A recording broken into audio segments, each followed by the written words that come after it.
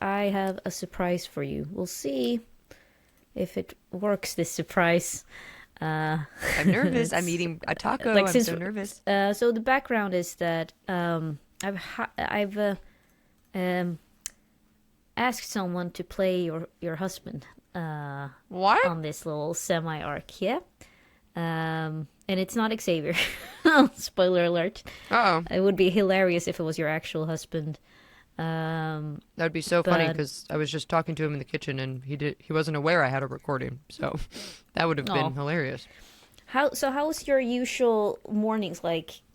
Are you like, hey, I'm gonna be in my does he's also a freelancer now, so both of you work from home a lot. Well, I usually when I'm working on like a film, I make a mess. Like the apartment's really messy and chaotic. So then when he's working from home, he'll be like, hey, you've created a horrible living environment for me.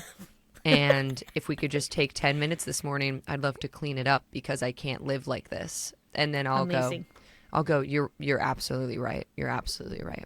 And then I'll clean a little bit and then I'll say, actually, I have to go to my office now. I have a recording with Ellie. So good luck. Good luck with all that. Yeah, exactly. All right, so I'm going to try to continue to stall while this tech thing is working. I'm trying to get this person to join. I just saw a clip of Ellie doing some stand-up. Oh, yes. And it was great. It was fantastic. At the cellar, even. Yeah, it was at the Comedy Cellar. All right. Oh. Close your eyes. Oh, okay. Are you guys all ready to see who's gonna play Sydney's husband in the next arc? Eliza's husband. All right, and welcome to the show. You can open your eyes, Sydney. We are recording. Shut the fuck up. I'm sorry for cussing. Oh, wait. Oh, no. I can't hear you.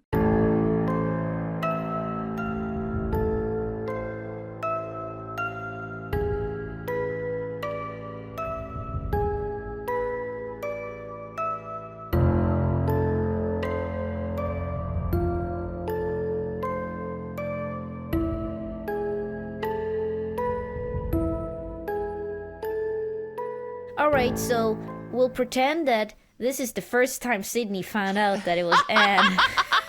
Really? Dig in there. Yeah. We'll cut to one of our faces zoomed in, and then it'll come back, and I'll just be like, oh. Yeah. Oh, no. Macaulay Culkin. Macaulay Culkin. We fixed some technical issues because this is what it's like when you record from far away from each other. Yeah, it's and true. I miss you, Anne. How are you? I miss you too. So excited that you're gonna play my husband. Listen, I am very excited. I'm so scared. I'm so scared. Anything could happen. I forgot. Anything could happen. I forgot what it was like to be. Ellie's like, come play with us. And I'm like, sick. This is great. And then I was like, oh, wait. Yeah, exactly. Hold on. Especially considering the email, like the longest email I sent like 2 hours ago to Anne with I gave her very little prep time, even though I said, hey, I'll text you tonight. I said on Friday it's night. jazz, baby. It's jazz. We're making jazz, baby. We're making jazz. We're making babies, maybe. We'll see. Maybe.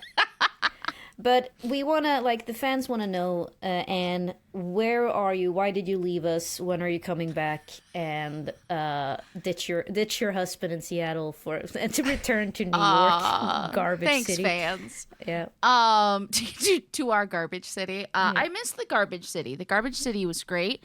I'm in a different garbage city, awesome. but like a great one. I'm in Seattle. I moved to Seattle for work, and then now I do different work. I work for Roll20, which is awesome. Yeah. The Roll20 stuff, which was so serendipitous, which is a word that I know, came out with a Vaesen module yesterday. You posted about it yesterday. Yeah. So even though my work there is primarily with D&D, I know the enemy. I understand. Not in this team. I get it. I think it's Sydney's primary game. I Let me love just be all very... modules. I don't judge. We play and we don't judge. We play and we don't judge. It's just like like Junie's daycare teacher's like, you get what you get and you don't get upset. You don't get upset. So one of the things that is true is that Vaesen is a wonderful game, and we know that here on the pod. But at work, I think we saw, so Roll20, also, just for education on the reader side, we own also Drive Through RPG, Demiplane, and DM's Guild. Nice. And Drive Through RPG had always sold Vaesen and the other Free League books.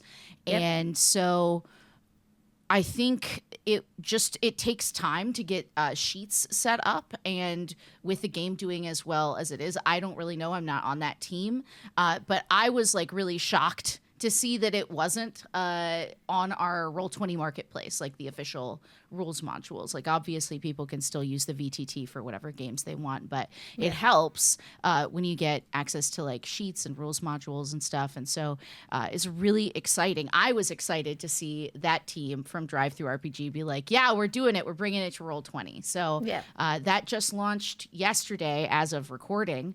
So cool. So I guess scroll the social and figure out when in time we are. Well, I mean, a good GM like me would have been already preparing a virtual tabletop environment, but I don't believe in that kind of stuff. I don't even have my dice. So I am.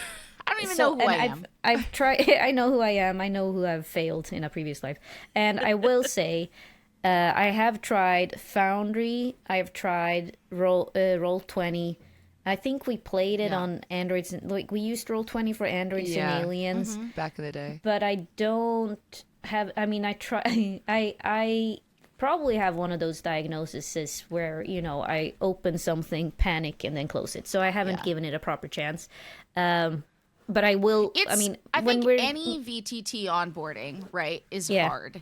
Yeah. Because it's just like, here is an impediment to the story you want to tell. Now learn a whole different thing. So I think also that's it. Symbols. I can't. It's the same with Photoshop. I'm like, I need a text that says what the thing does. I can't. They're like, what is it with Photoshop? Like, use the stamp tool. And I'm like, okay, I'm like, what the hell here looks like a fucking stamp? And then I'm like, trying to figure out like not a stamp. That's what they meant. They meant the stamp. I thought it was like a little stamp on an envelope. This is so interesting, Ellie, because you have coded. Like you've built websites and you've done coding. Like it's just another interface. And I think Roll20 especially is pretty intuitive. It includes a ton of assets within itself. What she's saying, Ellie, is you're stupid. No. I hear the subtext. No, we're not antagonizing the What I'm saying storyteller. is you're so smart. And it's like you're too smart for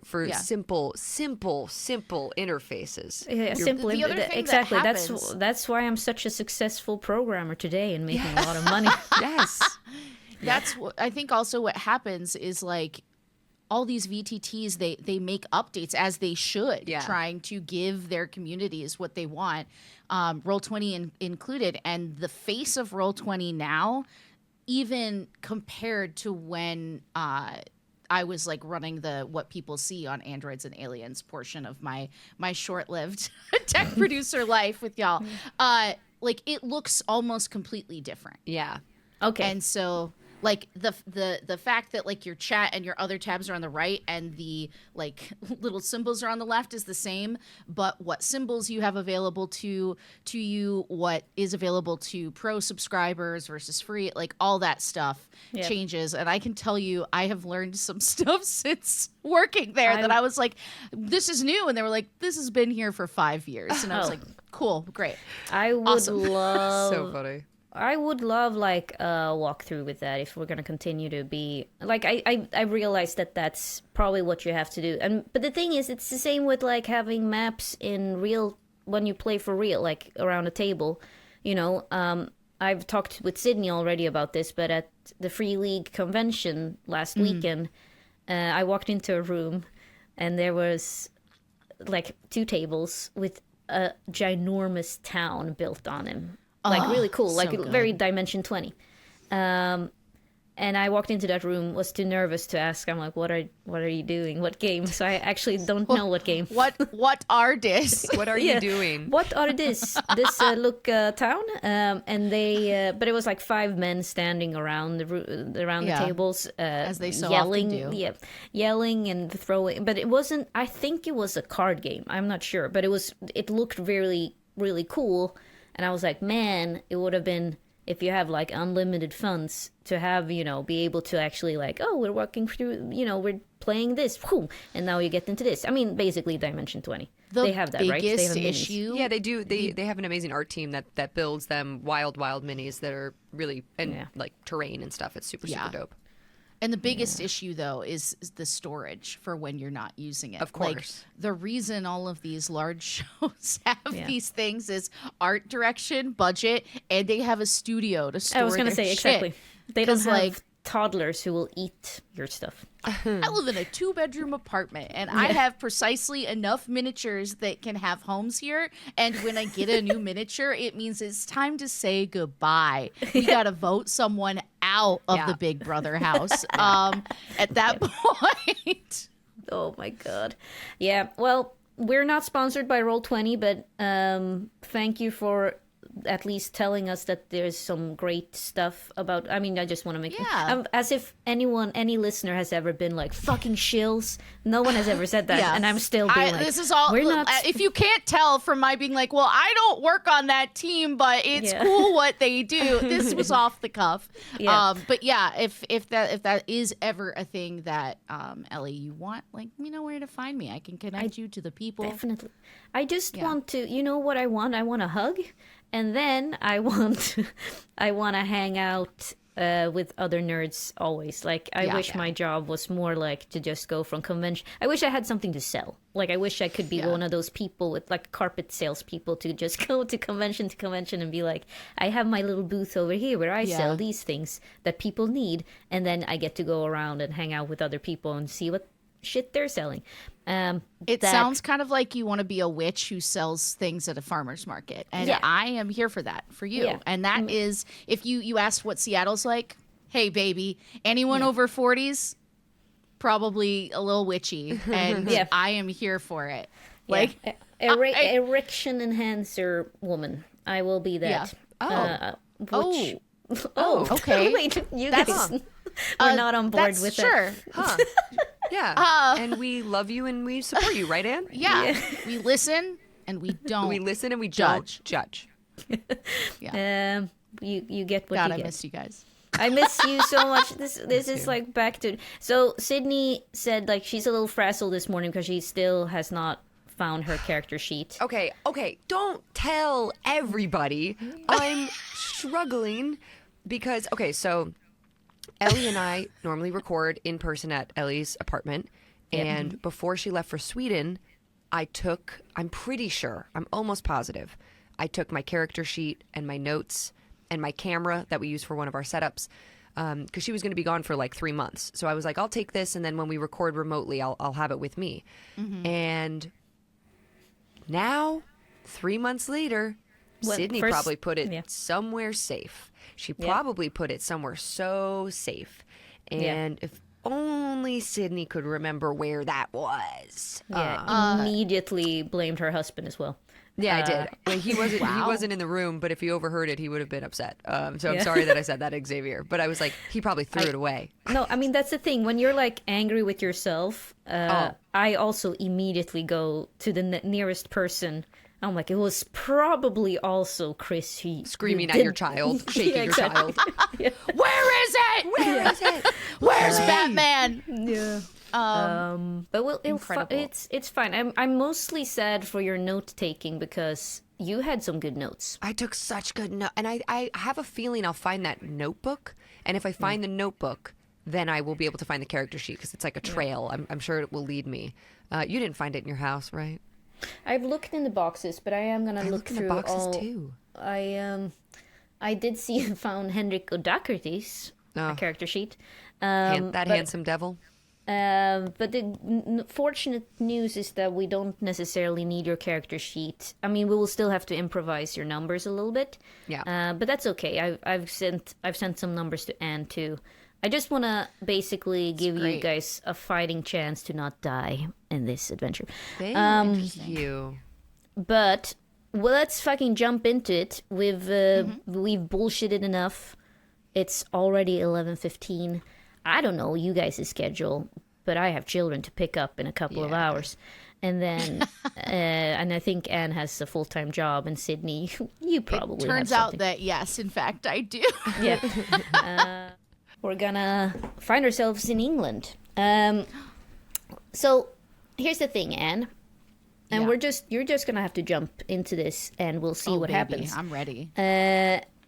We don't really know anything about Sydney's husband. The last thing that we briefly discussed it that you have an arrangement basically of like similar to what Astrid Nyberg, your first character in season 1, had with her husband of like, you know, this is a good arrangement for Sydney's character Eliza to go out and explore the world without like the wifely duties. Eliza is an actor and also moved to Sweden, where she founded a new little organization. And you know nothing about this because you've been on a long ass expedition. And that's the last thing you knew, Eliza, Sydney, is that your husband went on a Arctic mission like 2 years ago. And back then, you know, they were gone for so long. Yeah. Probably even longer. And I sent you some stuff of what happened on this expedition, but you're back. You were back in England. You got a letter from, or you found out that Sydney's dad passed away. And you felt like perhaps I should probably check in on my wife. Like it's maybe a normal thing to check in with her. Maybe this one time of like, are you okay? And where we left off last episode is that Sydney went to her mom's house. It was very unsettling. They had a pretty big fight. Their relationship is not great. And then now she's at the service. Everyone's getting ready for the actual funeral service of the father. And we left off with a hand on Sydney's shoulder. Sydney took it very romantically because she thought it was someone else. And then she turns around and there stands you, Anne, Mr. Andrews. So, Sydney, what do you think Mr. Andrews looks like? I think that he is tall, good looking. He's a good looking man. He has pretty strong features. He has sort of like a Roman nose. He has these dark eyebrows. He has dark hair, kind of dark features, not quite like olive skin, but just in like hair and eye color. Sort of this Roman nose, a very pointed chin. He looks angular, but not like scary. I guess he could look scary if he made a certain facial expression. Yeah, like that. But yeah, he's not bad to look at. And I thank you for that. And he has like the coiffed, normally, I don't know what his hair is like after this expedition and stuff, but when they got married and when they met, he would have that kind of coiffed, lot of gel in the hair, in his dark hair parted hard. Don't say parted hard. Parted hard. Oh, she said it hard. Yeah. And I think he kind of looks down at you and a small smile creeps across his face and he says, Mrs. Andrews, I didn't mean to surprise you. And Eliza, immediate, like a shock runs through her, you know, hearing this voice, immediately knows that it is her husband, but like, did not expect him to be. He didn't get a letter, or her mother didn't say anything, no one said anything. So she kind of like freezes, and then in like perfect fluidity, touches the hand and spins around, and looks at him and tries not to act surprised or like make a scene. And she smiles and looks him in the eyes, and she says, William. Writes down name. William Andrews. William or Milliam? M. You know what? Let's say Milliam, because what the hell is that name? And I kind of love it. I thought. And cross out the W, flip that shit around. I'm just sorry. Turn that W upside down. Yep. Yeah, Then we created a turns out- new British name. Turns out Milliam. the parents were like one of those parents. Oh. No. His name is not Edward. It's Schwedward. Edward. So yes, Milliam, and it's a family name. Yes. He stands there looking at you almost as shocked as you are to behold each other. And then his smile becomes like interest in taking you in, making sure, it seems like he's trying to make sure you're well. He's sort of holding your hands out to the side and looking you up and down. And he says, eventually taking your hands and pulling them together in his, he says, I received your letter. I was so very sorry to hear about your loss. Our loss as a family. And Eliza did not send him a letter. And not... was that but a her mistake mother, on my end? No. Okay. Her mother did. Her mother did. Yeah. Right. Okay. Okay. So she just nods, knowing that like she's trying to hide all these emotions too. We're in public, but she's thinking her mother went behind her back, didn't discuss with her what was going on between her and Milliam. Like never asks about anything. Knew that Milliam had been away. Never checked in on Eliza. So she kind of smiles, and her smile fades a little bit. But she smiles, and she just gets a little closer to Milliam and says, I've missed you.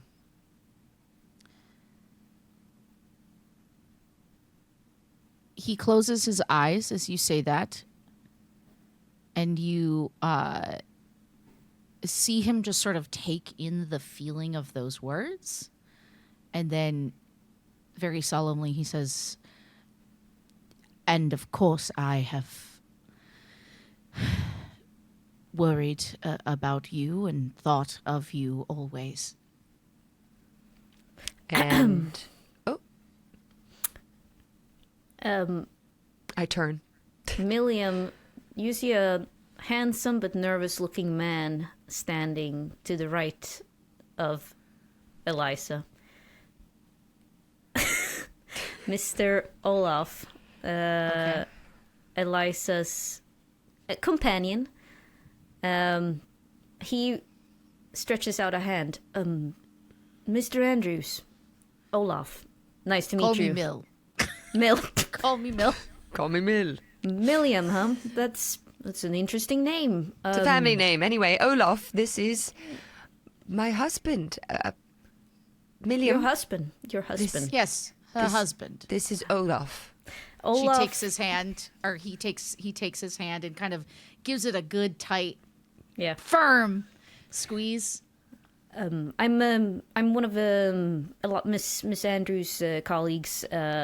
He tries to take his hands away from accidentally touching Eliza, so he just straight up puts it behind his back. Right. In the most awkward,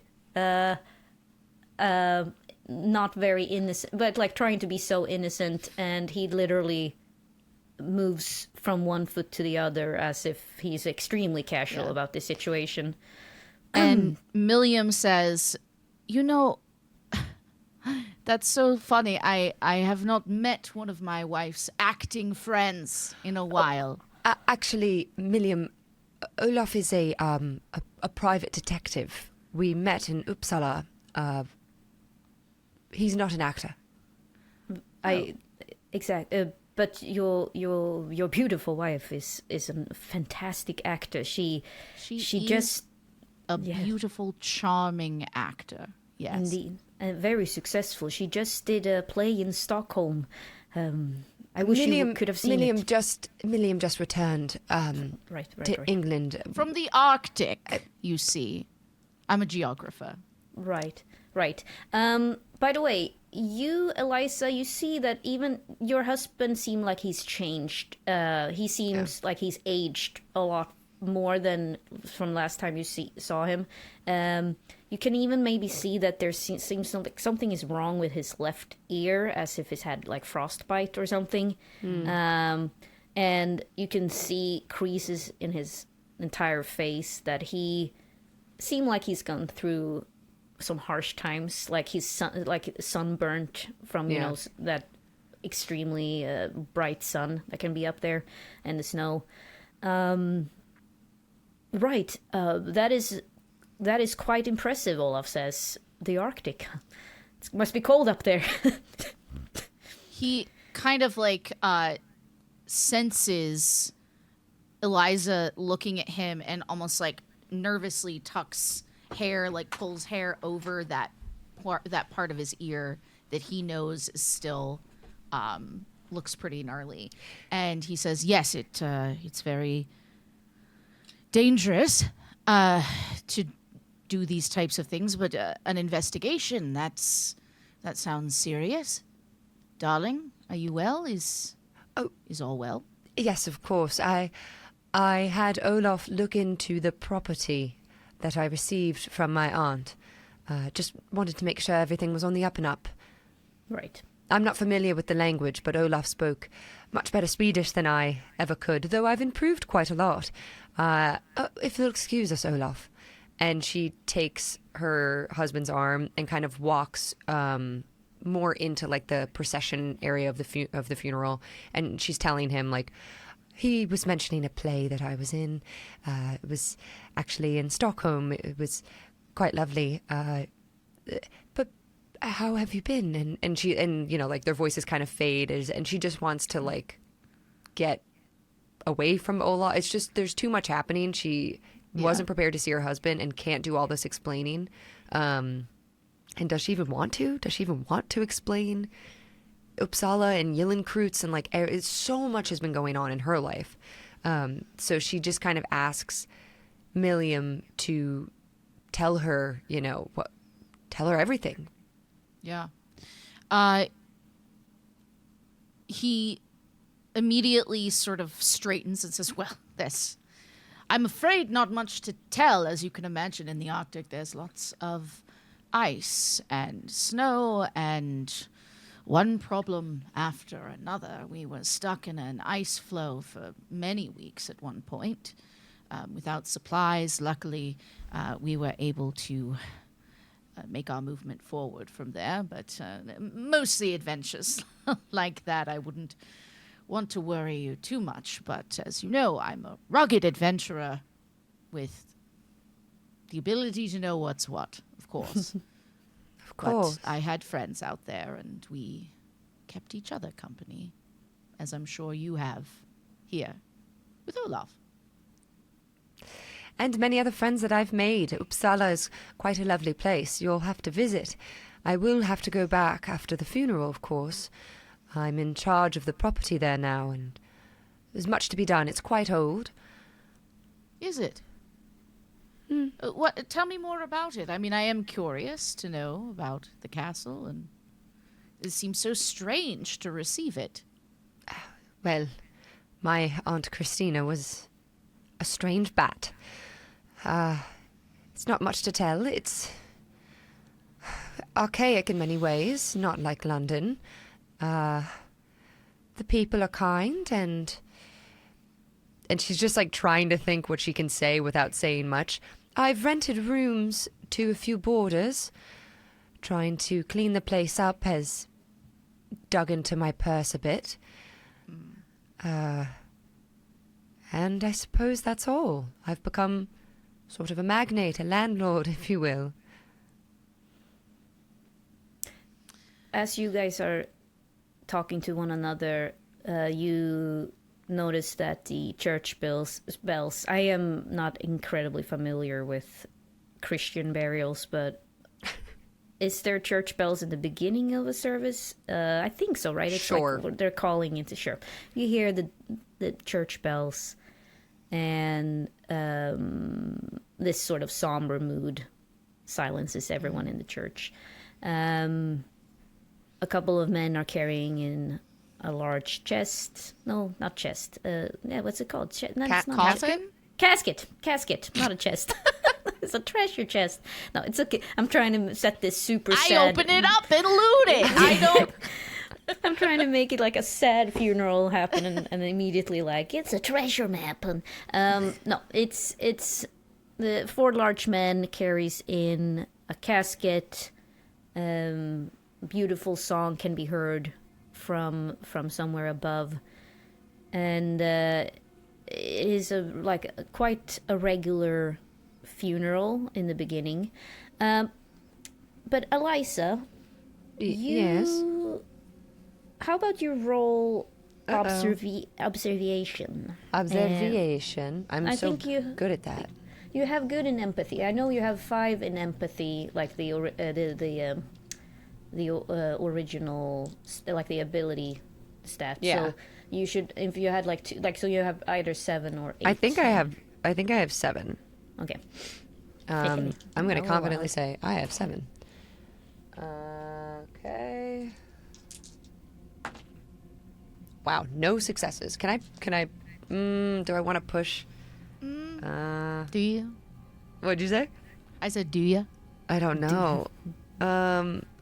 No, I guess I shouldn't push this early. I don't know what's going on. You just noticed that the priest looks concerned, and that the service seems long, very long, as if he's adding things that you are not quite familiar with in terms of the few encounters you've had with the Christian burials. Does it feel long to me? Like, are people getting, like, restless? You notice that a couple of people are whispering amongst each other, like, why is he doing that? If you look back to Olaf, who is Christian, Oh, right, yeah. he looks extremely perturbed, like, what is going on, and he gives you a worrying look as well. Okay. Can I give Olaf a look, like, questioning, like, should I do something, like? Yeah, and he says that, we'll talk afterwards, but Okay. or if you want, he could join you. He come over, but With me and Milliam? No. No, he's staying back. Milliam, I mean, you're also noticing that. How about you also roll an observation? You might know. I will. All right, I think I have 6 for this. You can see the die. I have 1 success. Oh, You are Excellent. noticing that the priest is adding a lot of Latin phrases. It makes it quite more Catholic than a proper Lutheran burial would be. And you would even think that this... You jokingly think, like, what, is he performing some sort of exorcism? It's as if he's bringing up the devil in Latin a lot, as if cleansing the soul from a devil. And he's gonna sort of like lean down and whisper in Eliza's ear, "Did you talk to this man about this service? It's quite strange." and she kind of whispers back, sitting, very straight and proper and everything. No, my mother planned it all. I have no idea what's going on. Something is odd, isn't it? He does like to go on about the devil, doesn't he? He's My talking about God. He's talking about the devil. Yeah, and he genuinely does the sign of the cross on himself, and sort of takes your hand. You notice that as he takes your hand, even though the motion of it is meant to instinctively be like, I'm here no matter what is going to happen in this moment. I'm here for you. But you notice actually that he's like almost trembling a little bit as he has like a tremor in his hand. Huh. She puts her other hand on top to try to steady it Yeah. onto her own leg. And she looks again at Olaf when she can steal a second away from Milliam and just gives him a concerning, like no sort of shake of the head with the priest, just like, I have no idea what's going on. The service concludes, and it goes back to somewhat normal procedure. Your mother leaves Eliza with the casket. She looks heartbroken. Her face is almost gray in its paleness. And she's, silent tears are running down. It's as if she's looking for you, but she can't find you in the crowd, and then continues to move towards the entrance. Where's Olaf? I'm just like scanning right now. Yeah, he's back where you left him. And everyone's standing up. I'm assuming that's what you do when people are moving out of a church. And the service is over. Yeah. Can I try to catch up to my mother? Yes. Everyone's, people are coming to the both of you and giving you their condolences. And telling you, platitudes about what a great man your father was. Thank you so much. Pardon me. Excuse me. Thank you. Pardon me. And you reach your mother, who's also getting similar treatment, but also just basically staring ahead of her. Mother. Eliza? Are you all right? No. She takes her mom's hand. And she walks a bit away from everybody, like kind of leads her mom a bit away from the crowd. She says, oh, do you think he would have enjoyed that long of a service? I hope so. I have a feeling perhaps he's laughing at us, having to sit through all that together.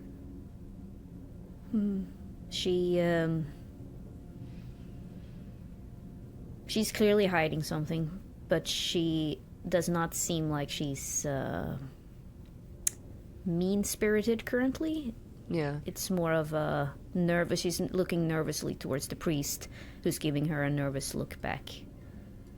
Mother? Mm-hmm. Are you all right? I just believe it's important that he goes with God, that his soul gets the proper rest that he deserves. Is that why you and the priest decided to go on over an hour?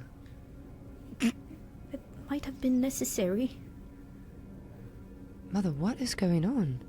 I understand that you and Father went to church regularly. I went with you as well, but... what? Why all the Latin? It doesn't matter. It doesn't matter, honey. Let's not talk about these things right now. We can talk later. I think I'm gonna go back and get some rest before the it's not fika in England, but the food that comes, the tea after the sort of ceremony where everyone gathers. But I need a moment for myself. But I will meet you there. Yes. Of course. She reaches out and brushes your cheek. I'm sorry for inviting Milliam without letting you know, but I thought it could be... No, Mother. I should have done it. Thank you. You should have a husband with you. Okay. Okay, Mother. Why don't you go rest? Right. And she walks away. Some of her friends escorts her. I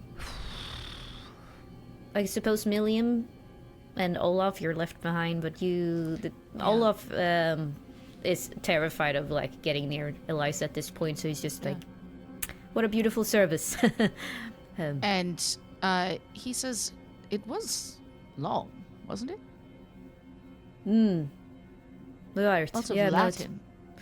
It reminded me of one of those Catholic services that I've participated in. Yes, no, it did seem odd. But Olaf does not trust you, Milliam, so he's not gonna share anything more. Oh, yeah. And he kind of nods, and he senses this sort of barrier that is between them socially, and he kind of is like fiddling with his hat a bit, the brim of his hat and his hands, and he says, you know, I am sorry if I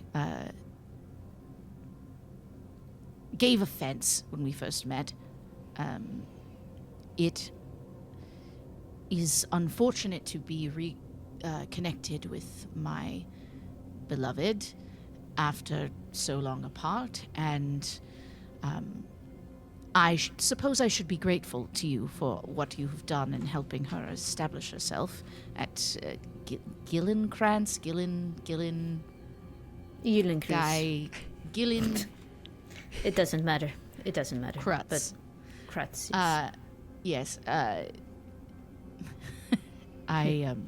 again, thank you for that, and I grief. It does things to us all. Olaf might misinterpret, but as a sort of thank you for everything you've done, but I got it from here, sort of, or that's how Olaf takes it. It's just like, right, I'll be at the inn if you need me, but I would like to tell that to Eliza as well, if you don't mind. I don't mind. So Eliza, you're approached by two men awkwardly coming towards you.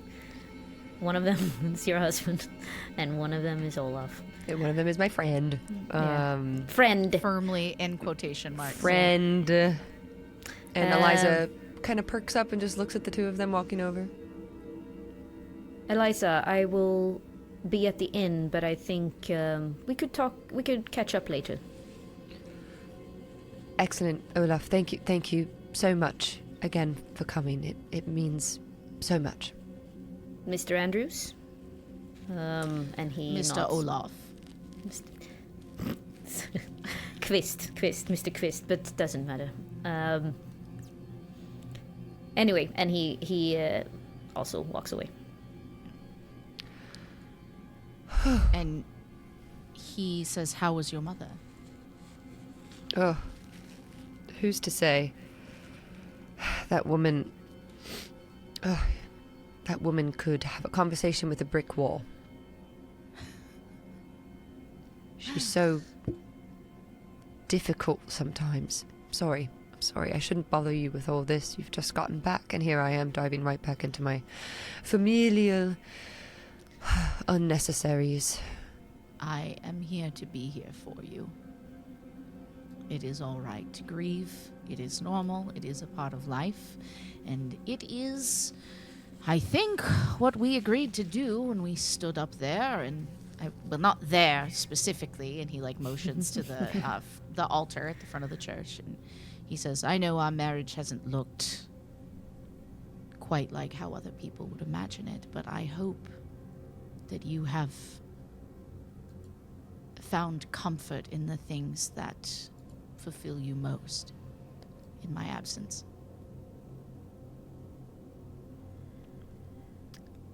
I've tried. Oof.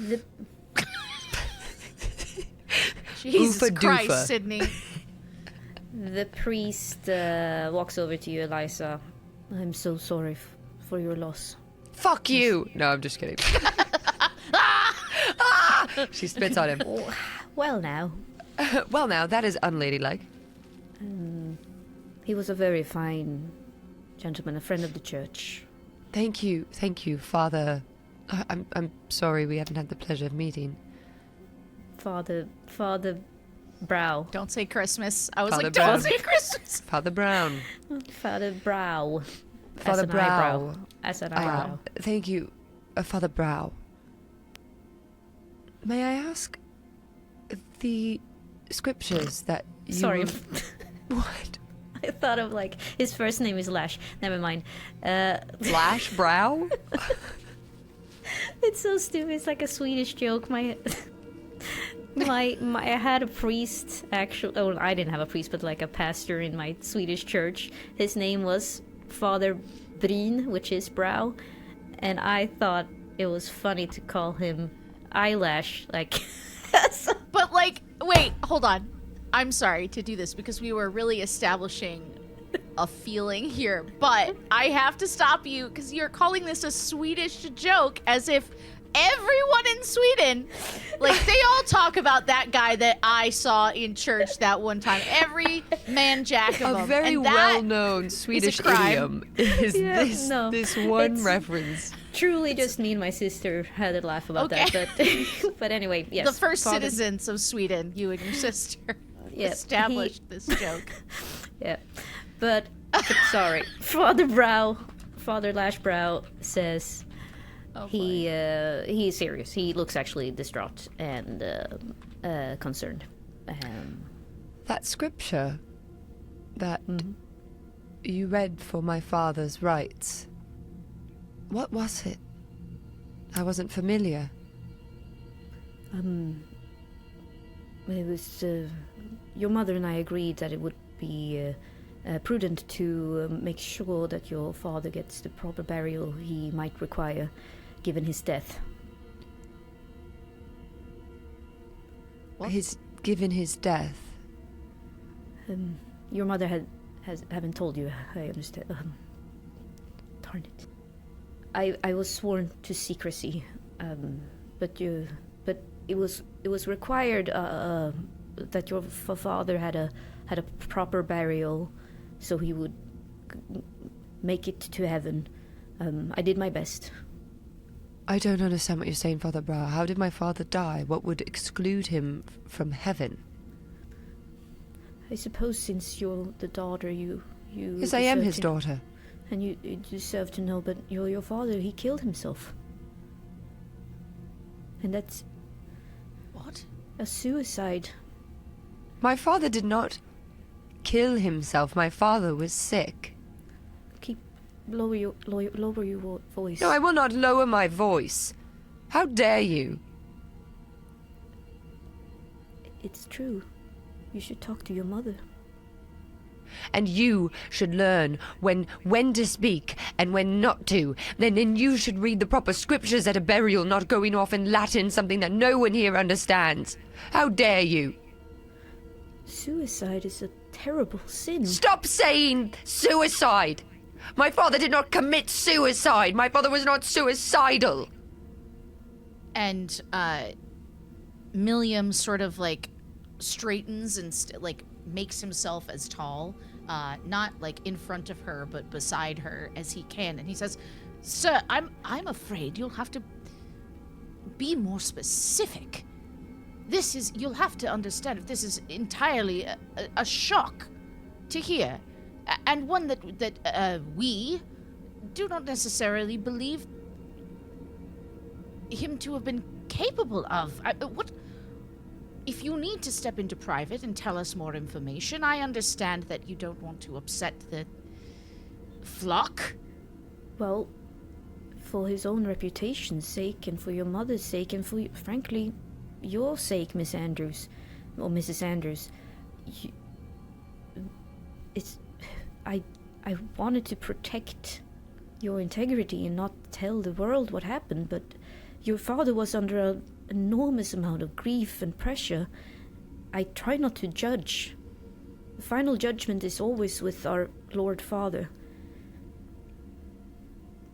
And I did my best to cleanse his soul from this unforgivable sin. How did he do it? They found him by the lake.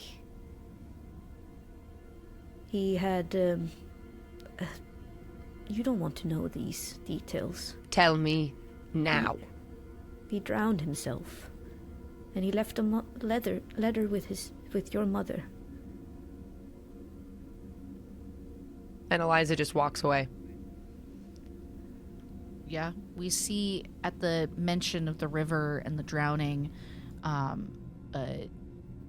9,000-yard stare, and the tremor comes back to Milliam's hand, and he reaches into his coat pocket and grabs bottle of pills and shakily puts one in his palm and knocks it back, sort of anxiously flattening down his hair, straightening his jacket, and looks between Father Brow and Eliza and just sort of almost trips over himself and swears under his breath as he follows her out. And the two of you are outside. I'm going to find my mother. Yep, she's at the inn, resting. Before the sort of the I wish I knew the words for these things. We call it begravningsfika in Swedish, which is funeral. Like the reception? Coffee, fika, yeah. The reception, yeah. The inn is holding, there's like, or like, I guess the church would have a separate area for the reception. But your mother is staying currently at the inn, where Olaf is staying as well, has his own, and you probably also have your own room, because you are giving away the house, and no one is that interested in staying longer in the house than necessary, because it's scary up there. Yes, if you want to find your mother, they tell you that she's currently resting in the inn, the innkeeper. I don't care that she's resting, and I would like to go to her room. But Miss Andrews, the innkeeper says as he's trying to follow you up the stairs. Too bad, I'm walking away. But Miss, and he gives Milliam a look. Oh yeah, go ahead. He's just like, stop her! Someone stop her! Yeah, and he says, it's never worked before and it's not going to work now. And he just like throws him behind them as he trundles up the stairs after her. And I open the door. Your mother is lying on the bed, grief-stricken, her gray face, if even possible, more in pain now. And she looks at you with confused eyes. Eliza. How dare you? What is going on? Please keep your voice down. I How can't. dare you call me here and lie to me? How dare you hide from me the truth about Father? I wanted to spare you the pain. The pain of You think his this is shame. sparing me the pain? Sitting through a service, hearing words I don't understand, being approached by the Father after, only to be told that you fear that Father won't get into heaven because of what he did. You must understand. I haven't seen you in so long, and I didn't want you to scare you away again. Don't pretend that you haven't seen me because I refused to come. Don't pretend that you're afraid that I would leave when you are the one who forced me out. I did not force you out. In fact, I begged that you would come and see me. Do you know how lonely I've been? Do you know how much you and me and your father have grieved your absence? You're not grieving my absence. We lost 2 daughters. No, Mother, no. You lost Daphne. There, say her name. Why do you refuse to? Gods know when you look at me, all you can do is think of her. That's not true, Eliza. That is not true. Why would you cause more suffering? Don't you think I have suffered enough already? God, you are so selfish. You are so selfish. How? Any time that I would try to speak to you when I was a girl, Mother, a girl, all you could do was speak of your troubles, your grief, your loss. How do you think I felt? I lost my sister. And at the same time, I felt that I lost my parents. Mother, You have to understand. I'm grieving too. I loved Father. As difficult as things were in the end. He did not want you to know. He left you a letter. Yes. But I can't show you, Eliza. You won't understand. Mother. You won't understand. Eliza, trust me. You won't understand what's going on here. You have to leave this town with Milliam, with whoever you brought here, and you need to leave this town. There are things here that you won't understand, and I need to protect you from it because it's dangerous. You're doing the same thing. You're doing the same thing you always do. And now you push me away. I'm begging you to talk to me, to explain things to me, to show me the letter that my father wrote, and you're telling me to leave. He did not write it for you. He wrote it for me. And if you were not so stubborn and boneheaded, you would understand that I'm trying to save you, and I'm not trying to cause you more pain or suffering, but a broken heart is better than a broken mind and death. Leave, Eliza. Leave. You should not be here. Milliam is sort of like standing in the door and has done everything he can to just be unobtrusive. In this moment, he shuts the door, standing there, letting them have this conversation. And does he get a sense that, like, she is, like, what is the purpose of her mother's obfuscation of this moment? Like, really, what does he sense from what she's saying? Roll observation. Okay. How empathetic is Milliam? And you can also do that. He's one success empathetic. He's one success empathetic. I'm gonna roll as well, even though, I mean, Eliza's like kind of in it right now. I don't know how aware she is. Oh, one success. You I'm trying to find what both of you are successful. Well, you continue to talk to your mother, and the more angry and upset she gets, she starts to reveal, like, slip up. And you're noticing she said something, I'm trying to protect you, I'm trying to save you from something, and you're both of your, like, sort of background would be like, wait, hold on, what is actually going on? Especially you, Eliza, since you're kind of working with this all the time. Another part of your brain is suddenly in more investigative mode, and it's just like, what is she actually trying to say here? What do you mean protecting us from something? Especially since you know what roams around these forests, Eliza. Yeah. I think... go ahead. But I think anger is blinding her in a lot of ways. But I think... there is a truth to what her mother is saying that Eliza, like, right now can't formulate.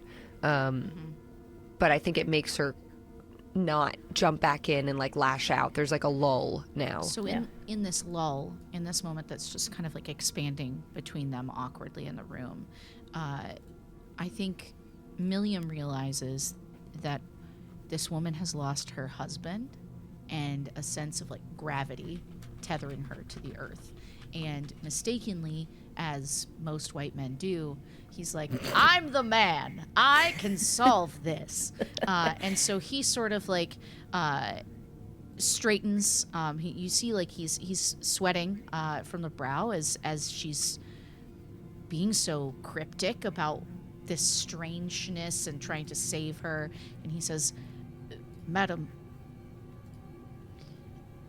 you are grieving, obviously, and as is your daughter, who very much loved her father.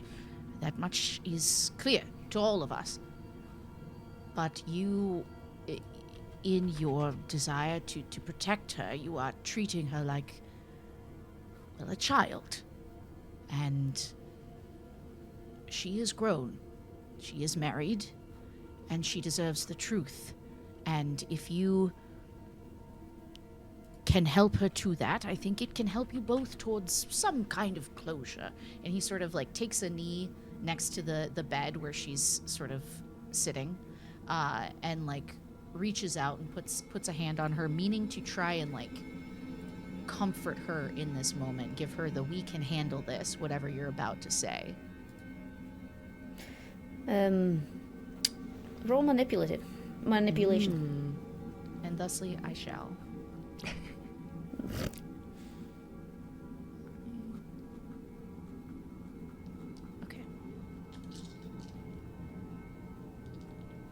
Okay, so 1 success. She sits down on the bed. You can see the resignation. You won't believe me. I've traveled the world, and I've seen a lot of things. Clearly, your daughter has as well. Trust us with this. We will hear you. And Eliza is standing, not quite like as comforting, but she's standing and she's uncrossed her arms and she's just looking at her mother, just waiting. So one night I met this sweet boy in the forest. This was maybe 3 or 4 years ago. And he spoke of Daphne as if he knew her. And it made no sense, of course, but I was so happy to talk to someone about her. Your father never did want to talk to her, and, well, Eliza, I had no idea that you wanted to talk about her either, because I tried, but I guess I never got through to you either. And,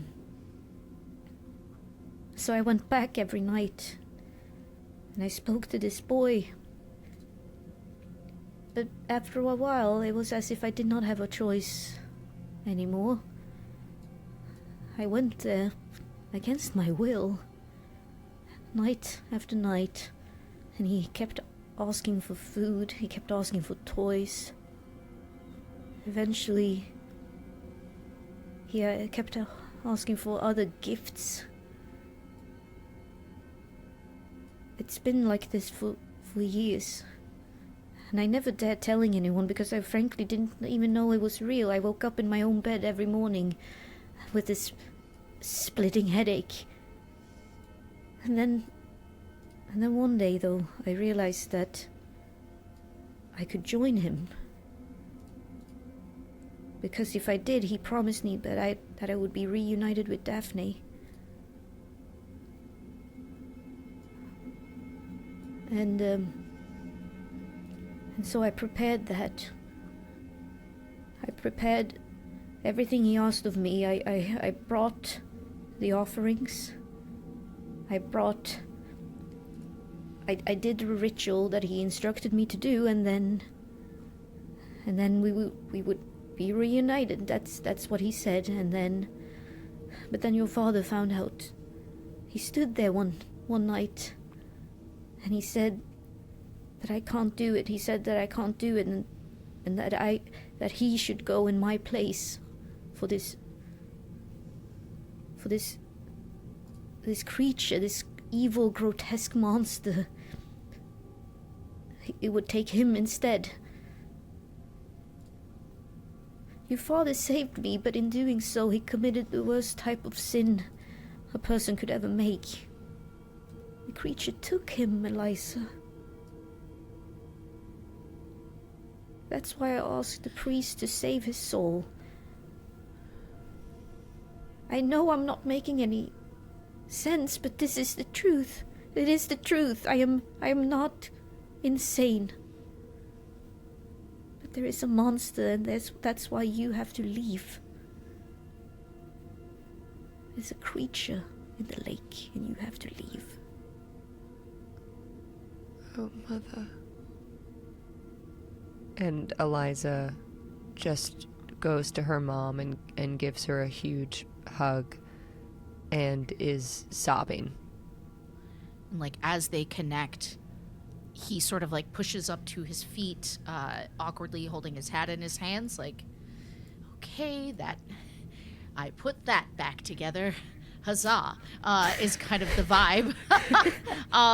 But beyond that, his eyes find the window, and he again reaches into his pocket. He takes out a pill and reaches shakily for a cup of water that's like on the nightstand and drinks it and sort of wipes his clammy brow and is just kind of flexing his hand and waiting. And we'll wait till next week because we have to stop the episode. So intense. Kind of want to stop it on I fixed that. Huzzah. Huzzah. Huzzah. Oh man, that was awesome.